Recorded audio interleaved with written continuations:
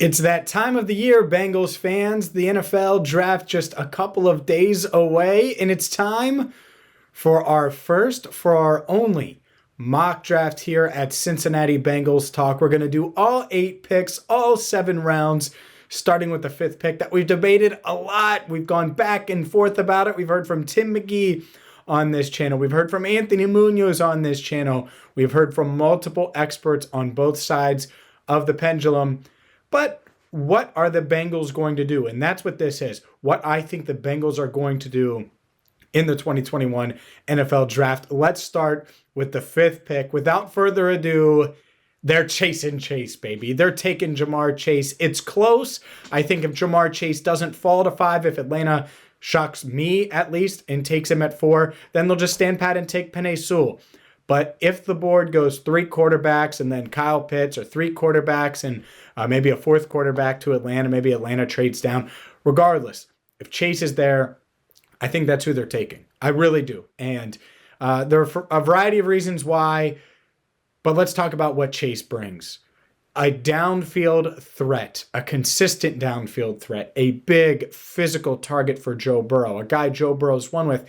And the downfield part of this is the key. How many receivers do the Bengals feel in this draft can give them that element? Because they clearly didn't go out in free agency and get that. And that's a huge, huge weakness. It was a weakness last year with the personnel they had. And since then, they've lost Green. They've lost Alex Erickson. They lost John Ross. So it's an even bigger issue now. And yeah, they have Tyler Higgins or T. Higgins and Tyler Boyd. That's not enough.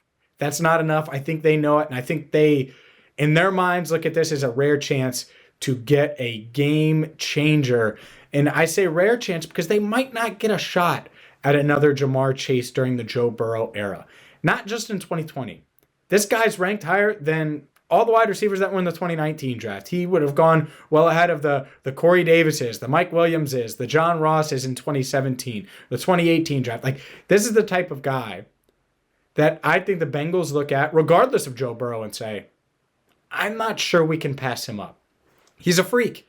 And the other part of his game that not many people talk about, but I'm going to talk about it, from a blocking standpoint, he's going to block some people in the AFC North. He's going to do that and do that well at a high level. And so you look at it, I think they feel like he's the complete package, whether it's his late hands, his speed, his strength, his ability to block, his ability to impact the game, and he's going to win downfield. And then, yeah, of course, the Joe Burrow relationship doesn't hurt. So what do they do after the 5th pick? They take Jamar Chase, even if Sewell's on the board. What's next? Well, it's offensive line. And I have them taking Alex Leatherwood, the guard/tackle from the University of Alabama.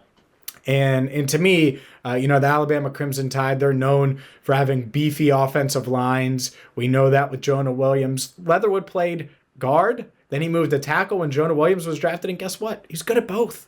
He was good at both. So if you need to play him at right guard this year, you feel comfortable doing that. He's got the long arms you like for a right tackle of the future. And here's the thing. If he's not there, I think a Dillon Radunz out of North Dakota State, that's someone I could see the Bengals liking a lot. Had a really good Senior Bowl. And it's going to be tough because of the level of competition. You're going to have to certainly take that into consideration. But those are my 2 there, and I'm going to go with Alex Leatherwood. Obviously, there's a bunch of offensive line options that could certainly be there at 38 in round 2. Round 3, I went back and forth here because I could definitely see a Ben Cleveland out of Georgia. I think the Bengals really, really like him, and what's not to like? He looks like the mountain or whatever the hell that guy's name is from Game of Thrones, right? He's just a giant, huge human that can move people and is just going to be great in the run game, is going to be great for not even only Joe Burrow, but Joe Mixon. The problem is I'm not sure Ben Cleveland makes it all the way to 69. If he does, I think the Bengals seriously consider him here.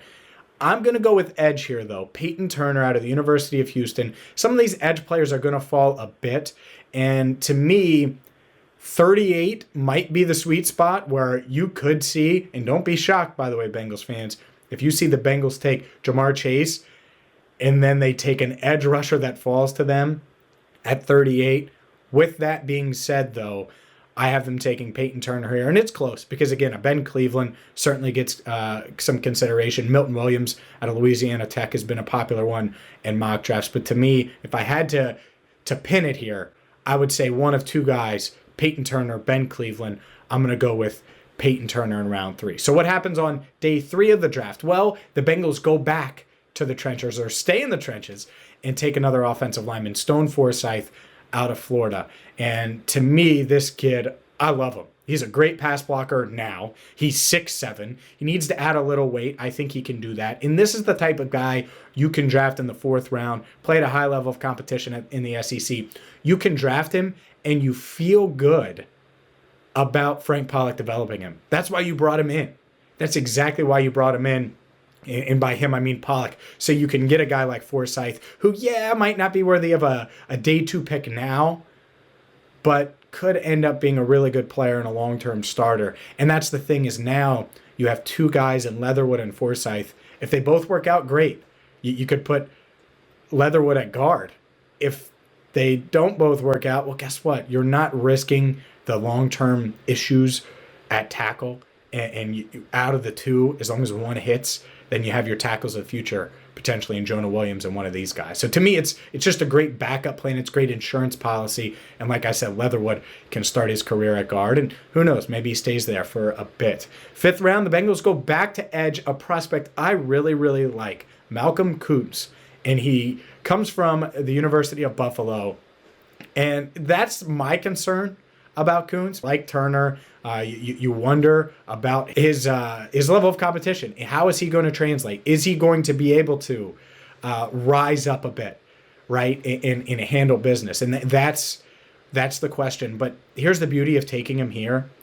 You have Turner. Turner's the guy you're going to be banking on, and Koonetz is a guy that can kind of develop and settle in and hopefully eventually contribute on the edge. The Bengals need edge rushers. Yeah, I know someone is probably saying, well, they need a defensive tackle at some point. Unfortunately, they don't get one. And that kind of happens in drafts. Usually something falls. One of these priorities, one of these weaknesses that we were looking at, they're unable to get. And I'm not sure they're going to be able to get it in this draft. Certainly not in this mock. Very next pick, they go back to the wide receiver position and take a guy I absolutely love. Payton Turner's teammate from Houston, Marquez Stevenson. Great wide receiver at Houston. Had over 20 touchdowns, over 2,000 yards during his time there. Really good kick returner. And to me, this is the perfect speed burner. Was a captain there at the University of Houston, which again, for the Cougars, that matters because 6 of the 7 picks the Bengals took in 2020 were captains on their respective college teams. So that part of it's certainly going to matter. I like Stevenson a lot, and the Bengals get him with their first 6th round selection. So what do they do with their second 6th round selection? They go with Evan McPherson, the kicker out of Florida. If you're aware of the debate a couple of years ago, lordy, was that crazy. The Bengals draft a kicker, and guess what? They cut him. You draft a kicker in Jake Elliott in the 5th round. He doesn't make it out of training camp because of Randy Bullock, and because Randy Bullock had a better camp. Well, now Randy Bullock is no longer in town. The Bengals do have Austin Seibert. They claimed him from the Browns. He was a draft pick in 2019. I think the Bengals get a kicker, and I'm going to say they do it with that second 6th round pick because a guy like Evan McPherson, pretty good value there. Some have him going in the 5th, end of the 5th, early 6th. You get him at the end of the 6th, or right there in the 6th. You feel pretty good about it. And then the last one, speaking of value, and I like this kid a lot, Elijah Mitchell, running back out of Louisiana. Got the 4.35 speed you look for. Giovanni Bernard no longer in the mix. The other thing I could see the Bengals doing, by the way, on one of these final picks, I wouldn't be shocked if they take a quarterback.